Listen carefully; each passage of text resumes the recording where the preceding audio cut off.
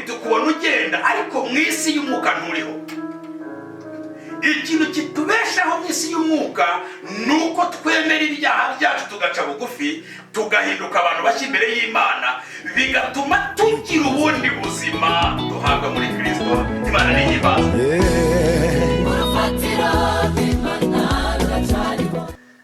Tubahaye ikaze bakunzi ba Urakenewe TV. Imana y'amahoro nibaho umugisha.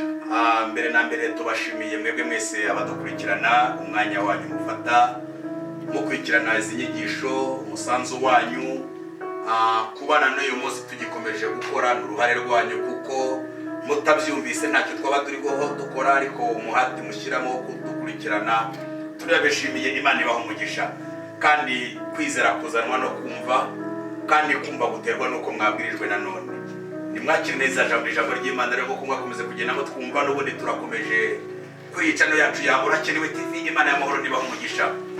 Hanyuma uyu munsi nifuje kuganira namwe ijambo ry'Imana.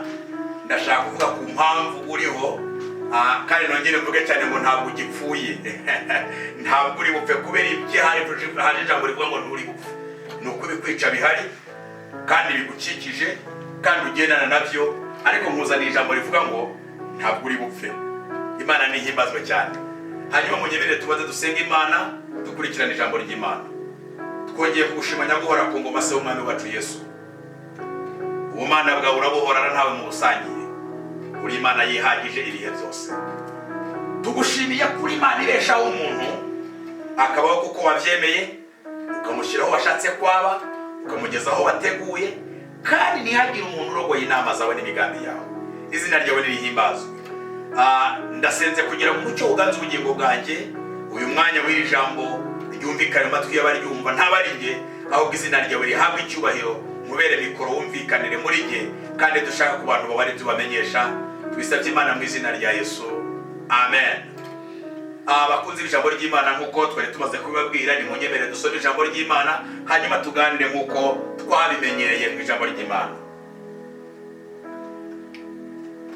Reka dusome ijambo ry'Imana dusanga mu gitabo cya 2 cya Samweli. Turasoma mu gice cyaho cya 12, dusoma umurongo wa 13. Twumva icyo Imana ivugana natwe muri iri jambo. Haravuze ngo nuko Dawidi abwira Natani ati, nacumuye ku Uwiteka. Natani abwira Dawidi ati, nuko rero Uwiteka yagukuyeho icyaha cyawe, nturi bupfe. Imana ni ihimbazwe. Yesu ashimwe cyane. Bakunze ijambo ry'Imana, muri uyu mwanya nifuje kugira ngo tuganire ku mpamvu zishobora gutuma udapfa. Mu ijambo rimwe icyaha kiricisha, ubuzima bufite ibyaha busa n'ubupfuye. Uko waba umeze kose, uwo waba uri we wese, n'icyo waba uri cyo cyose, uba mu buzima bufite icyaha usa n'upfuye mu buryo bw'isi y'umwuka. Mu isi y'umubiri tukubona ugenda, ariko mu isi y'umwuka nturiho. Ikintu kitubeshaho mu isi y'umwuka nuko twemera ibyaha byacu tugaca bugufi tugahinduka abantu bashya imbere y'Imana, bigatuma tugira ubundi buzima duhabwa muri Kristo. Imana ni ihimbazwe. Kuko namenye neza ko ikintu cyazanye Yesu mu isi ari ukugira ngo aturemere ubuzima, ari ukugira ngo aduhe ubugingo, ari ukugira ngo tubone n'ihumure muri we. Icyubahiro kiri cy'Imana. Nshuti bene data, ijambo ry'Imana niryo ryonyine riduha ubuzima, rikadukura mu rupfu rikatuzana mu buzima. Iyo tugize ubuzima mu ijambo ry'Imana, duhinduka abana b'Imana, tukabana mu rugo, kandi tukaba twiteguye kuragwa ibyo mu rugo rwa data. Yesu ashimwe cyane. Iri jambo ry'Imana dusomye rivuze ku mateka y'umuntu witwa Dawidi. Ntabwo nsomyeho ibintu byinshi, ariko uyu Dawidi ni umwami w'Abayisirayeli. Uyu mwami w'Abayisirayeli ni umuntu wabaye umwami Imana yabyemeye. Ni umuntu wabaye umwami Imana yamutoranije, kandi mubonamo ubuzima, ndetse mufata nk'icyitegererezo cy'umuntu ufite umutima umeze nk'uko ishaka. Yesu ashimwe cyane. Ariko igitangaje ni uko igihe kimwe yaje gukora ibintu Imana idashaka, bitewe n'uko yibujije kuba mu mwanya yakagombye kubamo. Ibintu byakoze kuri Dawidi. Dawidi yirengagije inshingano ze. iyo turebye mu gitabo cya mbere cya Samweli hagaragaza uburyo Dawidi yohereje ingabo ku rugamba, ntiyajya ku rugamba ngo arangije ari mu bikari by'inzu ye y'ibwami, mu nzu y'imyerezi, abona umugore uri kwiyuhagirira mu gikari. Yari umugore w'umwe mu basirikari be bagiye ku rugamba, ngo amubonye aramubenguka, ngo amutuma araza bararyamana. Umuntu wirengagije inshingano akenshi na kenshi hari igihe agerageza gushaka gushora abantu mu byaha kugira ngo apfukirane amafuti ye. Ikintu Dawidi yakoze ni uko nyuma yo gukora icyaha yagerageje no gushaka kugihishira. Bene data, iyo batakaje inshingano zawe ukazirengagiza, rimwe na rimwe ushaka ibintu bigukavaringa kugira ngo werekane ko wera, werekane ko nta kibazo, ariko amaherezo ikiri cyawe kizagaragara kandi icyo kiri cyawe kizakwicisha.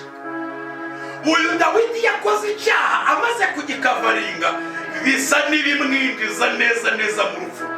Umugaragu w'Imana Yakobo yarabivuze mu gice cya mbere mu rwandiko rwanditswe na Yakobo, yaravuze ngo irari ry'umuntu riratwita, iyo ritwitse ribyara icyaha. Icyaha nacyo ntabwo cyanga gikomeza kuba icyaha ngo kirakura, muri uko gukura kw'icyaha bikabyara urupfu.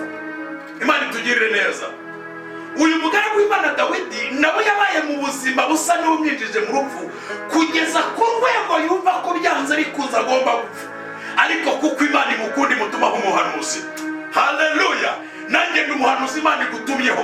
Nshuti yanjye, ntabwo ugipfuye, nubwo byagaragaraga ko ibyo wakoze n'ibyo ubamo umunsi ku wundi bisa n'ibikwinjiza mu rupfu, ariko nje kukubwira ngo ntabwo ugipfuye. Haleluya! Izina ry'Uwiteka nirihimbazwe. Yesu ashimwe cyane. Uyu Dawidi amaze kumenya neza icyo yakoze, umuhanuzi w'Uwiteka araza amubwira ibyo yagombye gukora byose. Nduhereye hepfo ku murongo wa mbere asobanura neza icyaha cye, amubwira uburyo yaje, aramusobanurira, agereranya intama zashushanya uwo mugore, amugereranya n'intama nyinshi zashushanyaga abaturage bose b'i Yerusalemu Dawidi yarayoboye. Imana irangije imubwira aho uwo muhanuzi amubwira icyaha yakoze, aramubwira ngo nta wundi uwo mugabo ni wowe. Dawidi akimara kumenya icyaha cye, oh haleluya, nibwo yavuze amagambo twasomye, aravuga ngo nacumuye ku Uwiteka, nacumuye ku Uwiteka, ikintu nkeneye ni ukwezwa. Oh haleluya! Umva nshuti yanjye, uburemere bw'icyaha ufite ntibwarusha Imana imbabazi. Imana ifite imbabazi zo kukubabarira mu gihe wemeye kuba umunyabyaha. Ndababwira ikintu gitangaje. Dawidi nubwo yari umwami, yari afite ibintu bitandatu bituma Imana imwishimira. Oh haleluya! Dawidi yagiraga ibintu bitandatu byatumaga agira amarangamutima, byatumaga ahagarara mu mwanya Imana imwishimiramo. Ndagira ngo tuza kuvuga kuri ibintu uko ari bitandatu muri uyu mwanya w'ijambo ry'Imana. Ikintu cya mbere, Dawidi yagiraga ishyaka. Yesu ashimwe cyane. Mu buzima bwa Dawidi yarangwaga n'ishyaka. Iyo dusomye Zaburi y'119, Zaburi y'119 yarabisobanuye neza ku murongo waho hafi. Zaburi y'119 umurongo wa 139, reka tuhasome twumve amagambo Dawidi yivugiye. Zaburi y'119 dusome ku murongo waho 139. Yesu ashimwe cyane. Yavuze amagambo akomeye agaragaza ishyaka ryari rimurimo. Zaburi y'119 umurongo wa 139 yavuze ngo iki? Yesu ashimwe cyane. Yaravuze ngo ishyaka ryanjye rirandimbuye, kuko abanzi banjye bibagiwe amagambo yawe. Umva, ishyaka rya Dawidi ryatumye avuga ku buzima bw'abantu bagerageje kugerageza kwirengagiza ijambo ry'Imana. Aravuga ngo ishyaka ryawe rirandimbuye kuko abantu birengagije ijambo ryawe. Byari bitewe n'iyihe mpamvu? Nuko abari bamukikije nabo yabonaga ubuzima bwabo bwa buri munsi bagendaga bakora ibintu bitandukanye n'icyo Imana yabahamagariye, bituma Dawidi agira ishyaka ry'Imana. Iryo shyaka yagize, yaravuze ngo rigeze ubwo numva ryandimbura, kuko abantu bakabije gukora ibintu udashaka, abantu bakabije gukora ijambo ryawe ritabategeka. Uyu Dawidi niwe wavuze ijambo rikomeye, aravuga ngo nabikiye ijambo ryawe mu mutima umutima wanjye kugira ngo ntagucumuraho. Ariko uyu wavuze ibi nubwo yari yacumuye, nyuma y'imbabazi yagiriwe n'Imana, yahaye agaciro icy'Imana yakoze muri we. Izina ry'Uwiteka nirihimbazwe. Oh haleluya. Dawidi agira ishyaka. Iryo shyaka rituma ahagarara mu mwanya akwiye guhagararamo. Iryo shyaka rituma aba mu buzima akwiriye kubamo. Iryo shyaka rituma abo wagomba kuba we. Icyubahiro n'ikibi cy'Imana. Yesu ashimwe cyane. Dawidi yagiraga ikindi kintu cya kabiri cyamurangaga mu buzima bwe. Nyuma yo kugira ishyaka ry'Imana yagiraga icya kabiri cyitwa umutima wuzuye imbabazi. Yesu ashimwe cyane. Dawidi yagiraga imbabazi bene data. Reka mvuge kuri iki kintu. Mu muhamagaro, mu buzima tubayemo dukorera n'Imana, mu buzima tugendanamo n'Imana, kubaho utagira imbabazi ni ikosa rikomeye cyane. Uyu Dawidi nubwo yari afite intambara yatewe na Sawuli, byatumye agira umutima w'imbabazi. Imana nihimbazwe cyane. Uyu mutima w'imbabazi watumye akora ibyo agomba gukora, kandi abikora neza cyane, bituma agira umugisha ku Uwiteka kubwo gutunga umutima w'imbabazi. Hanyuma ikintu cya kabiri nari mvuze cy'imbabazi, reka tukirebe neza mu ijambo ry'Imana.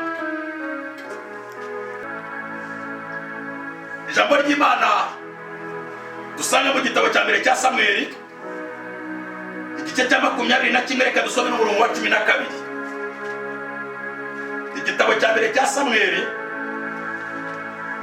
hari amagambo dusanga mu gice cyaho cya 21 n'umurongo waho wa 12. Avuga ngo iki? Usome mu izina rya Yesu.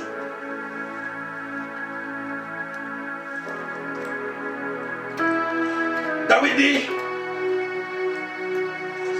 26 sori umurongo wa 12. 26 Samweli wa igitabo cya mbere cya Samweli igice cya 26 umurongo waho wa 12 yavuze ngo iki? Usome mu izina rya Yesu. Ngo nuko Dawidi ajyana icumu rye n'urunywero rwe rw'amazi, abivana ku musego wa Sawuli, arigendera, hatagize umuntu ubabonye cyangwa ubimenya no gukanguka, kuko Uwiteka yari yabasinzirije ubuticura. Yesu ashimwe cyane. Uyu mugaragu w'Imana Dawidi yagize ikintu gikomeye cyitwa imbabazi. Uyu yahizwe na sebukwe, yatewe icumu na sebukwe, aritaza araririra mu busha. Yageragejwe na sebukwe kenshi kugerageza kumwica, kandi uwo sebukwe ni umwami w'Abayisiraheli witwa Sawuli. Umunsi umwe Dawidi yari afite ingabo yayoboraga, ngo igihe kimwe Sawuli aramukurikira, aramuhiga, ngo arangije ajya mu buvumo. Haleluya. Asinziriramo. Imana ibateza ibitotsi, arasinzira n'abagaragu be barasinzira. Ngo Dawidi aragenda yinjira mu buvumo, aratambuka agenda mu buvumo. Ngo akigera mu buvumo asanga basinziriye, abonye uburyo yakwivuna umwanzi. Munyumve neza, abonye uburyo yakwivuna umwanzi, akora ikintu gikomeye. Yaravuze ngo ntabwo yahangara umwami, nubwo yamuhemukiye aracyari umwami w'Abayisiraheli, nubwo yamuhemukiye aracyariho amavuta y'Imana, nubwo amurwanya yimikishijwe amavuta, ntabwo yamuhangara. Akora ikintu gikomeye, ngo afata urunywero rwe, nifata icumu rye ararishingura, arangije afata n'urunywero rwe ararutwara, ngo arukura ku musego hatagize umuntu ubibona. Ngo aragenda, ngo Sawuli akangutse asanga urunywero rwe ntarwo, asanga icumu rye ntaryo. Ngo Dawidi aho yari yicaye hakurya hariya aramwereka ati, yewe Sawuli we, iyo mbishaka mba nakurangije, ariko kuko nuzuye imbabazi, haleluya, ntacyo nagutwara. Yari yuzuye umutima w'imbabazi, ntiyakundaga guhora. Nshuti yanjye, nawe nugira umutima w'imbabazi, ntabwo uri bupfe. Ntabwo uri bupfe, ntabwo uri bupfe. Imana ntishaka ko wapfa, Imana ishaka kuba umunyamumaro, Imana ishaka kuba umuntu udasanzwe, Imana ishaka guhindura ibintu. Wiba umuntu utumva, ahubwo umuntu wumvira, kuko ijambo ry'Imana nicyo ridusaba kugira ngo nawe umuntu udasanzwe, kuko Imana ishaka ko ubaho. Izina ry'Uwiteka nirihimbazwe. Yesu ashimwe cyane. Reka mvuge gati ikintu cya gatatu cyagaragaga Dawidi mu buzima bwe, yibukaga iby'Imana yamukoreye byose. Yesu ashimwe cyane. Yakundaga kwibuka iby'Imana yamukoreye byose. Iyo turebye mu gitabo n'ubundi cya mbere cya Samweli igice cya 17 murongo wa 34 hagaragaza igihe Dawidi ari umwana mutoya yageze imbere ya Sawuli. Haleluya. Ngo baramubwira ngo uwo mugabo witwa Goliyati uzengereje Abayisirayeli ni intwari yamenyereye intambara. Ngo Dawidi yebawe bamweretse ubuganga bwa Goliyati n'imbaraga Goliyati afite. Arangije arababwira ngo mbabwize ukuri, icyo muri kunyereka imbere, icyo murimo mungaragariza cyitwa Goliyati ntabwo kiruta Imana nabonye. Haleluya. Yibuka iminsi ya kera, yibuka ari mu ishyamba aragiye intama, yibuka yatewe n'idubu, yibuka yatewe n'intare. Haleluya. Arangije ageze imbere ya Sawuli amuha ubuhamya. Umva nshuti yanjye, umva. Haleluya. Ugomba kubaho wibuka ahantu Imana igukuye kugira ngo ubone icyo ubwira ibikugerageza. Ibigeragezo biguhagurukiye imbaraga zabyo ntabwo ziruta ineza y'Imana wabonye. Ntukagaragarize ikibazo ko udafite Imana cyangwa ubwira Imana ko ufite ibibazo. Bwira ibibazo ko ufite Imana, kuko Imana yabanye nawe igihe cyatambutse, yiteguye kubana nawe uyu munsi. Imana yabanye nawe mu bihe bishize, ni Imana y'imbaraga, yiteguye guhagarara nawe. Izina ry'Uwiteka rihabwa icyubahiro. Oh, haleluya. Umugaragu w'Imana Dawidi, Yesu ashimwe cyane, aravuga ngo jya umugaragu wawe. Iyo nabaga ndagiye intama za data, indubu ikaza narayicakiraga nkayambura umwana w'intama, yagira ngo ishatse kunsumira nanjye nkayivutagura nkayica. None uriya Mufilisiti utarakebwe azapfa nk'imwe muri zo. Haleluya. Umva papa, umva mama, umva nshuti yanjye, umva musore, umva mukobwa, imbaraga babonanye Imana. Oh, imbaraga ziyazuye Yesu zabasha kugira ibintu zihindura.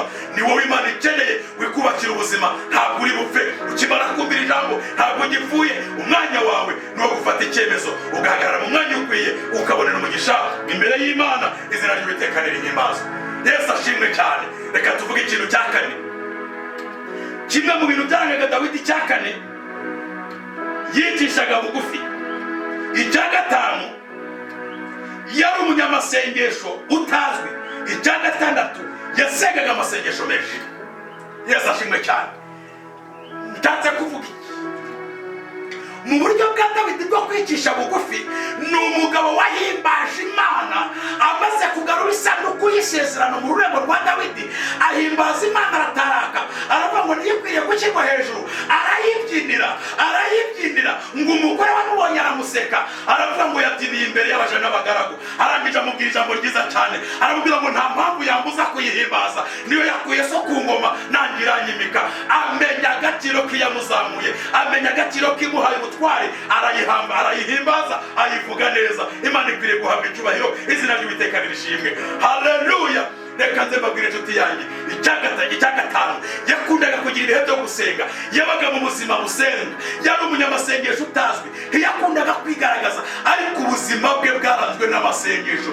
Niyo mpamvu muri zaburi ze nyinshi yagiye aririmba za zaburi nyinshi z'amazamuka, avuga ngo nduburira amaso yanjye ku musozi, mbese gutabarwa kwanjye kwava he? Aravuga ngo ku Uwiteka niho guturuka, ku Mana yaremye ijuru n'isi. Izina ry'Uwiteka rihimbazwe. Dawidi yabaga mu buzima busenga. Niyo mpamvu yavugaga ngo amaso yanjye ndayahanze Uwiteka kugeza ubwo azagirira impuhwe. Nk'uko amaso y'abagaragu bayahanga mu biganza bya sebuja, niko nanjye nyahanze Imana. Uko amaso y'abaja bayahanga mu biganza bya nyirabuja, niko nanjye mpanze amaso Imana. Ntacyo nzabura, ndi kumwe n'Uwiteka. Izina ry'Uwiteka rihimbazwe.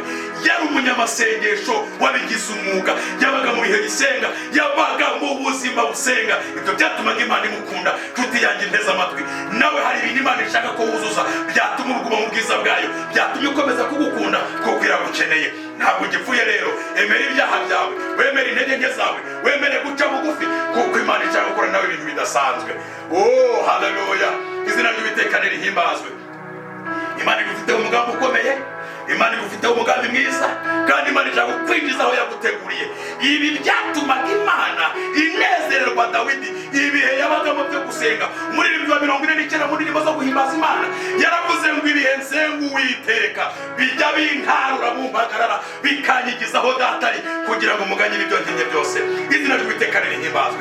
Nshuti zanjye munteze amatwi, icyatumye Dawidi adapfa nuko yagize ishyaka ryo kwemera intege nke ze. Icyatumye Dawidi adapfa nuko yemeye ibyaha yakoze. Nshuti yanyu nteze amatwi, ukeneye guca bugufi imbere y'Imana kugira ngo ugire ubuzima mu Mana ku manywa na nijoro. Kugira ngo umuntu udasanzwe nuko wemera intege nke zawe. Kugira ngo umuntu udasanzwe nuko wemera guca bugufi. Wowe nteze amatwi uyu munsi, ni wowe Imana ikeneye kugira ngo ikugarure ubuzima. Ntabwo gipfuye, wakoze ibyaha nibyo, wagize ibintu bitandukanye n'Imana nibyo, ariko Imana igufitiye imbabazi. Emera ugaruke, wemera uce bugufi, ineza y'Imana ikuzeho, kuko niwe Imana ikeneye. Imana niguha umugisha, Imana igukomereza amaboko. Nshuti yanyu nteze amatwi, Imana ishaka kugirana umubano nawe, ishaka kugirana ubusabane nawe, ukaba mu buzima buhimbaza Imana kandi ubuzima bunezeza Imana. Imana iguha umugisha mu izina rya Yesu. Nsoza ndagira ngo nkwisabire. Ndabizi kuhura n'ibintu byinshi bigukeneye, ndabizi ko ufite ibintu byinshi bikunaniza, yewe ibyo bituma ukora ibyaha utanateganyaga gukora. Imana igufitiye imbabazi. Ese wakwemera guca bugufi Imana ikakubabarira? Reka dusengane. Niba wemeye guca bugufi Imana ikakubabarira, emera intege nke zawe, numara kwiyumvira ijambo bigutere gufata icyemezo, maze Imana ikugirira imbabazi. Mana data, Mana y'ibambe n'imbabazi, Mana itinda kurakara, Mana ifite imbabazi nyinshi. Babarira uyu muntu wumvise iri jambo, babarira uyu muntu warugeze ku rwego yagerageje gukamufura icyaha, aragihishahisha, arakibikira, ariko bigezaho kimugaragaraho arabyemeye. Mugirira imbabazi, nguyu arabyemeye, mubabarire, musubize ubuzima, subiza ubugingo bwe. Haleluya, numukure mu rupfu, umugarura ubuzima. Ntabwo agipfuye kuko akwemeye. Niyo mpamvu wabwiye Dawidi, w'icyaha cyawe gikuweho, icyaha cyawe urakibabariwe. Reka nawe wababarirwe, yumva imbabazi zawe, imbabazi zawe zizamukire muri we. Aba umuntu udasanzwe, ahindura imitekerereze, ahindura ubuzima, abe muri wowe nk'uko umushaka, mu izina rya Yesu, amen. Nshuti bakunzi ba Urakenewe TV, Imana y'amahoro ibaha umugisha. Reka ngusaba akantu kamwe. Ukimara kumvira ijambo, ndagira ngo usabe ikintu kimwe. Kora subscribe kugira ngo izindi nyigisho ujye uzikurikirana. Icya kabiri ni bugusabe, hari icyifuzo ufite, hari icyo ukeneye kutugiraho inama, twandikire kuri komenti, hanyuma dukomeze kugenda twunguka byinshi kandi nawe udufashije. Hanyuma uzaba ufatanyije natwe gukora umurimo mwiza. Imana iguha umugisha. Ndagukunda. Mwari kumwe n'inshuti yanyu bakunda Nzakurimana Jean Baptiste. Shalom shalom. Imana ibaha umugisha.